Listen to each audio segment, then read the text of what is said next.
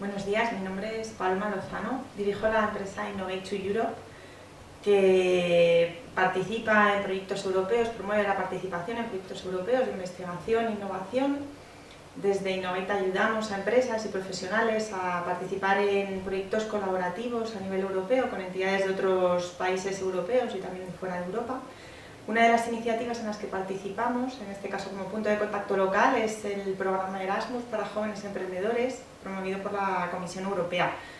En este programa facilitamos y apoyamos intercambios entre empresarios experimentados y nuevos emprendedores que quieren poner en marcha una empresa o que acaban de hacerlo, de distintos países participantes en el programa.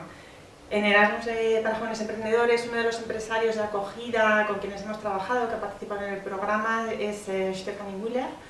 Es empresaria, tiene de hecho ya 2 empresas y ha acogido a 2 nuevos emprendedores con muy buenos resultados. Una de las iniciativas de Stephanie, Jobs All Over Europe, es una iniciativa que ayuda a profesionales, sobre todo jóvenes, universitarios, de distintos países europeos a encontrar trabajo en otros países. Ayuda tanto a empresas que buscan talento que no encuentran en su propio país, como a profesionales que buscan oportunidades fuera, a entrar en contacto y a iniciar una nueva colaboración profesional.